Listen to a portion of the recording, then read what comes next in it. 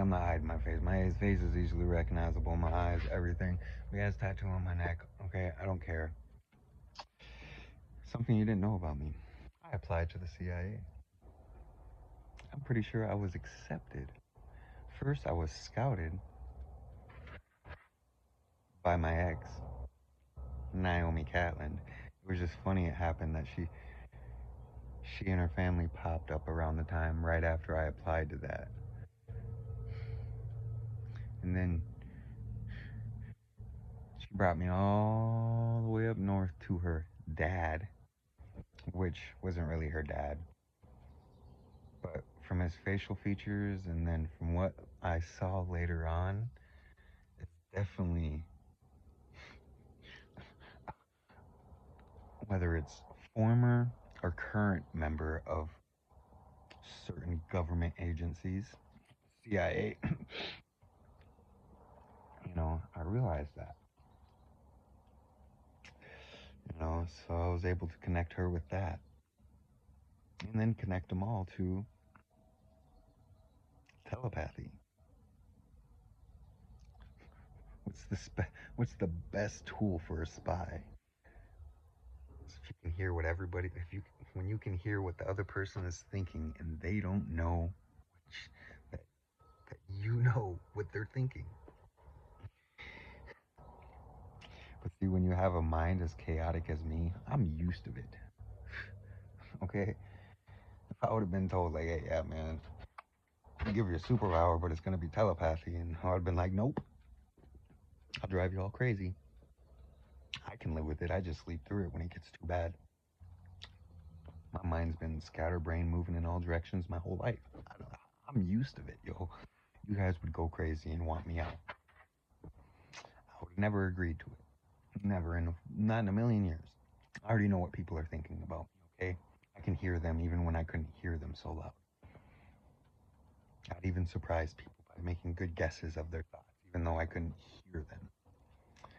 See, it's an innate ability everybody carries, guys, okay? There's just certain government and international organizations that like to keep it secret. I don't care anymore. I might not be suicidal in that sense to where I'm going to myself in some dramatic way, but I don't want to be alive anymore.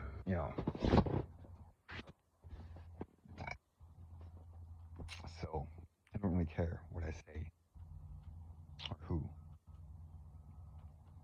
You know,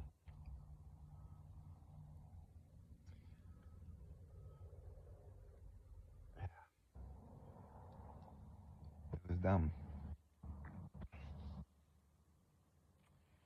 See, yeah, I know the CIA is probably not gonna let me get away with saying this and living. Okay, that's fine. I don't care. Okay, I'm able to recognize their clones, their top agents, because I've seen them with my own eyes. I'm a liability. This isn't just some psychotic drone or whatever, guys. Like, I caught some of these people on camera, yo, and I have files saved.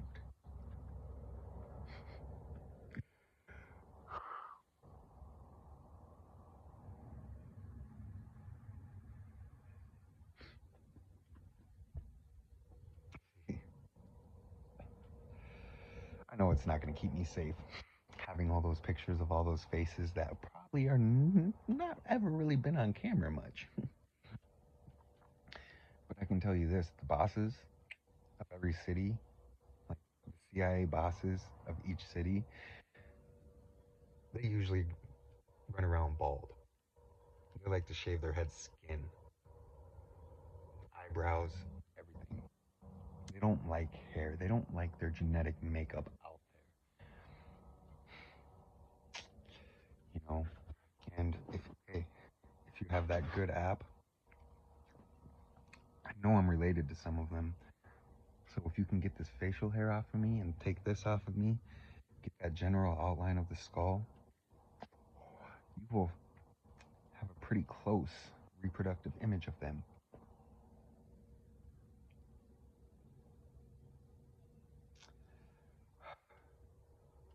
the way it is. You know, I sometimes wonder if if I'm just a clone of one of them. That's how uncanny it was. The only people I saw my own facial features in were a bunch of bosses running around, running shit. I'm probably the rat. I rats them all out. Look at me, I'm doing it right now.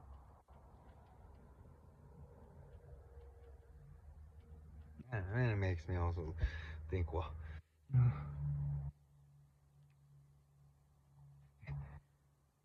my dad could have been part of that organization, that group of similar looking individuals.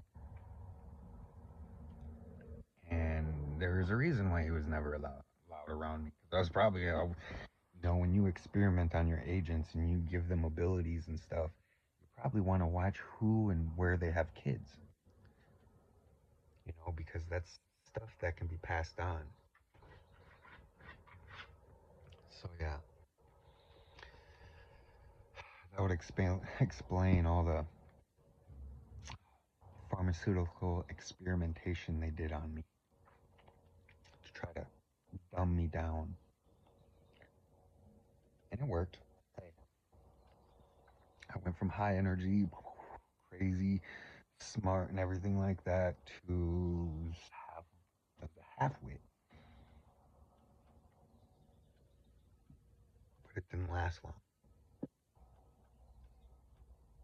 Didn't last. Probably didn't last as long as they were hoping.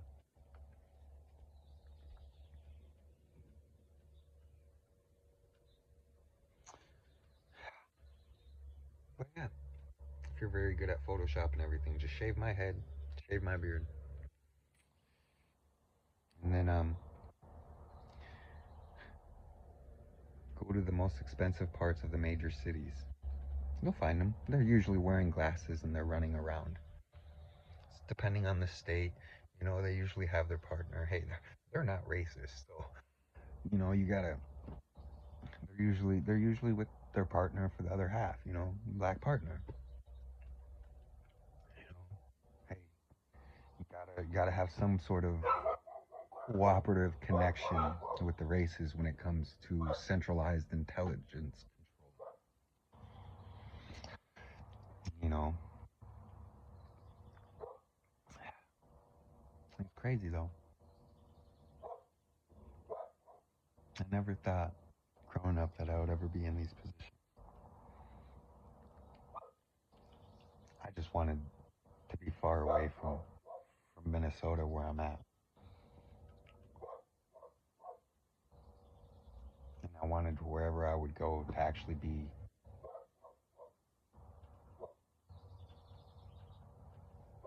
really accepted, not just pretend.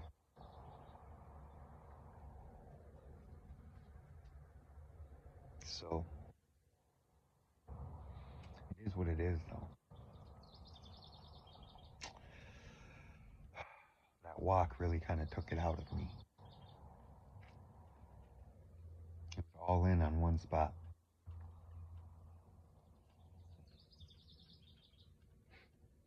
I just got the one thing I really didn't care for, something I already knew. They didn't give me anything new besides a bunch of fucking fear and adrenaline that I didn't need. Had me so hopped up on stuff I didn't even know. So much energy all the time that, hey, if I would have been included in this discussion and my observation from my own biology and my interactions with certain pharmaceuticals and drugs in life, I would have told them no, don't know. I'm gonna sleep. That's all I do when I get too up. But see, I wasn't included in their decision making. Just another sacrifice.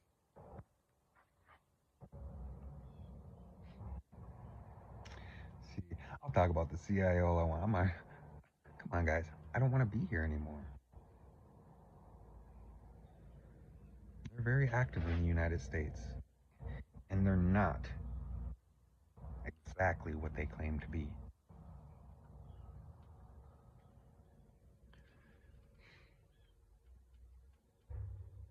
crazy. And you guys are going to be like, this dude's nuts, out of his mind. And yet, I think what is really crazy is that we have confirmed evidence and confirmed files and confirmed witnesses of a pedophile cannibal ring that's operating in our government, and nobody's getting in trouble. Nobody's doing anything about it. And you know what? The best thing you could do is to stop working, stop paying your taxes, start growing your own food. Don't let no authority kick you off from where you're living and making your livelihood. You stand your ground to the last life. Because I'll tell you, in the scheme of things, at the end, that's going to mean more than just surviving.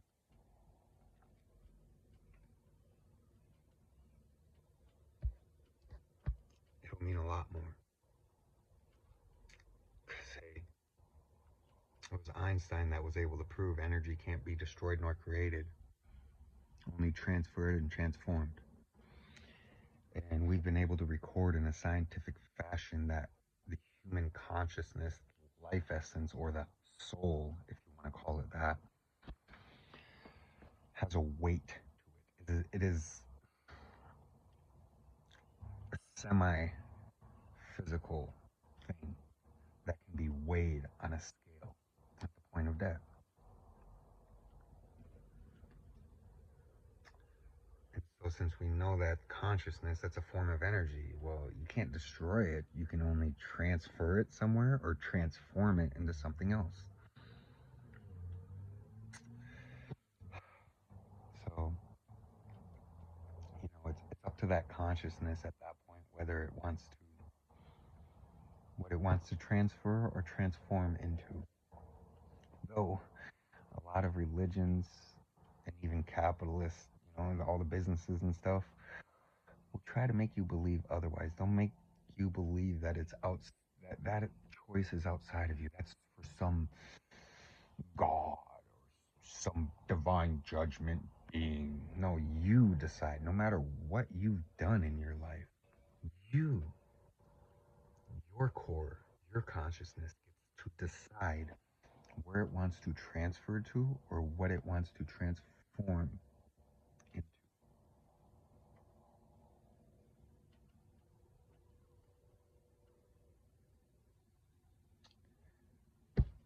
So yeah, I'm not really scared of what they can do to me. Though I have a feeling they think they can trap a consciousness through with their modern technology and stuff and be able to transfer into some clone that they can have control of and be able to blah blah do whatever they want with you. That's only if you allow it. See, knowledge is power. So if you know that they're capable of doing this, then all you have to do is subtly direct your consciousness into, no matter what, not letting it happen. Imagination is key here, guys. Everything was created, all of existence, through imagination of a point of expansion. After that, everything was just imagined. It's all just some imagination, you know. So your imagination is key, which is probably why they try to destroy the kid in you with this whole system. From kindergarten to, from kindergarten to the tomb, they're trying to make you grow up. You're not a kid anymore. You need to grow up. Quit daydreaming. Quit dreaming. You need to grow up.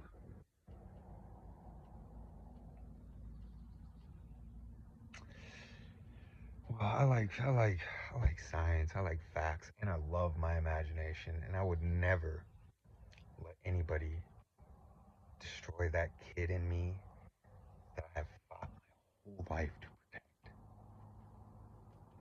You can threaten me with anything. You can threaten my family. You can do whatever. I'm never letting that little kid in my imagination die. Because I know the possibilities once I'm done here. You know, I'm limited by my imagination after this existence. I got a very good imagination. So I want to go create my own reality somewhere. Transfer and transform. Transfer my energy out of here, my consciousness out of this reality, and transform it into its own. Okay. Ah, you know, how is that more ridiculous than Valhalla or heaven or Hades? It's no different. They just made up a story of their own beliefs. And they're true for them. And anybody who wants to believe them, that's going to be the truth. It's not my truth. The core truth is your imagination is key. You know, and since I can't figure out a way to release my innate potential of my mind, which we should be doing. Hey, the, the mass and processing power, everything, it's there in there. We should be able to use telekinesis. We should be able to use magnetic manipulation. We should be able to use energy transference, stuff like that. You know, we should be able to fly. It's the person's imagination, and it shouldn't. Besides some mental strain and imagination, like I should be able to lift myself up. But there is innate restrictions. One, they don't let our brains feed enough. They cut the umbilical cords so that those last, you know, day or so of juices pumping from the, the embryonic sac or whatever that is. No, not the embryonic sac. The I always forget what that is. No, I don't always forget.